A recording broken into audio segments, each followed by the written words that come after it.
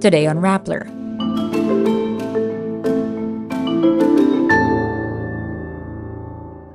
Senator Hontiveros seeks an investigation into a Surigao del Norte cult that allegedly abuses children. Environmental activists who went missing in Bataan reunite with family and friends. The inquirer.net U.S. Bureau Chief resigns after the takedown of an article on House Speaker Martin Romualdez. Vladimir Putin takes control of journalist Dmitry Muratov's publishing assets to temporary state management. Numerous Filipino pancit dishes make it to Taste Atlas's list of best stir-fries in the world. Apple releases new features of its iOS 17. And Wonderland announces its first wave of performers for the 2024 Music Festival. Senator Hontiveros raises concern about a religious cult that allegedly manipulates its members and commits child abuse.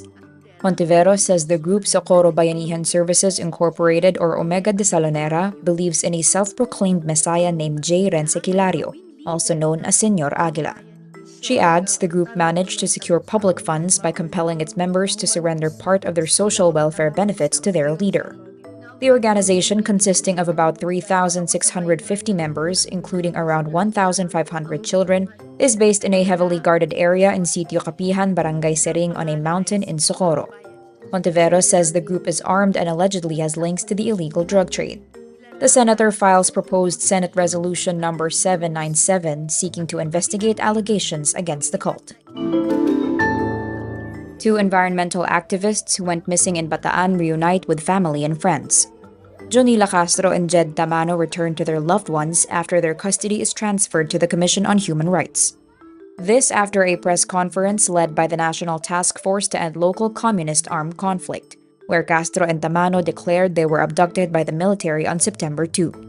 Ang totoo po dinukot kami ng mga militar sakay ng van.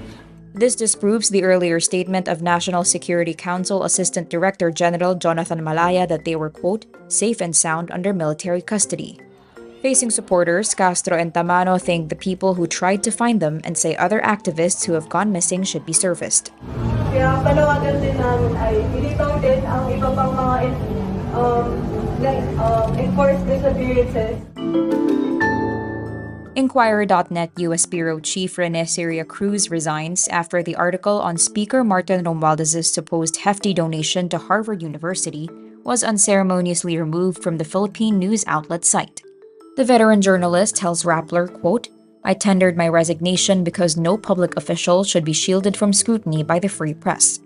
He adds he doesn't know who ordered the removal as there was, quote, no explanation or justification for it. On August 29, US-based magazine The Philam published an exclusive story detailing Romualdez's $1 million donation to fund Harvard's first-ever Filipino language course. Inquirer.net republished the story 2 days later, but it was subsequently taken down. Martin's brother, Philip Romualdez, serves as CEO of the Inquirer Group of companies. On Sunday, September 17, Romualdez declined to confirm or deny whether he made a donation to Harvard.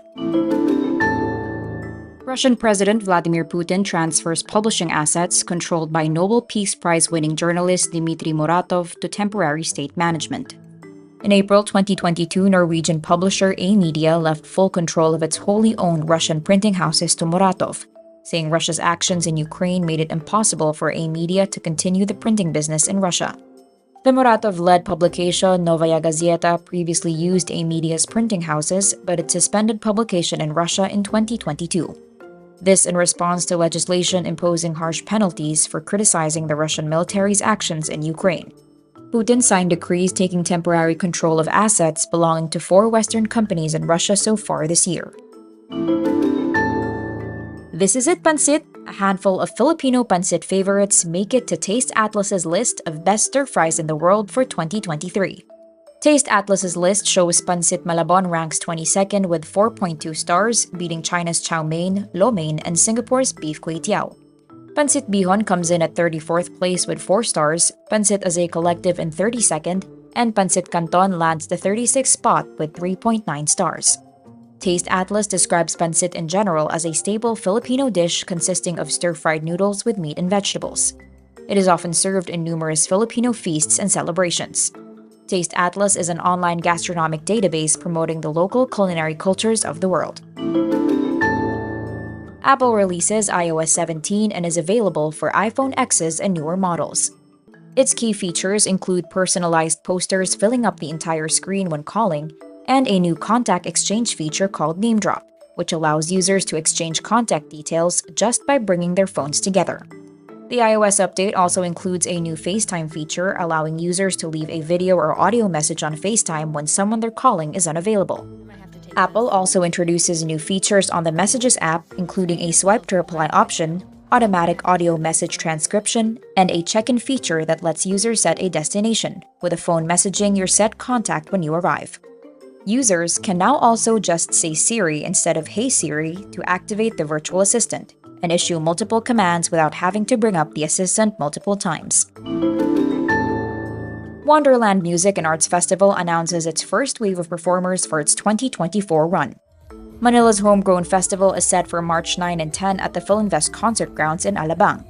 Headlining the 2024 edition is American singer-songwriter Jack Johnson.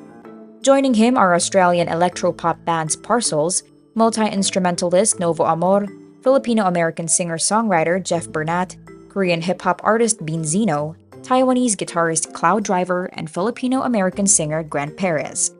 Also part of the lineup are Filipino acts Paulo Sandejas and Amor, Diwata, Bird, and Party Pace.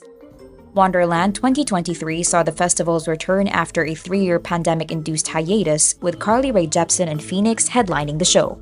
Tickets will go on sale starting 12 p.m. on September 20 via wonderlandfest.com.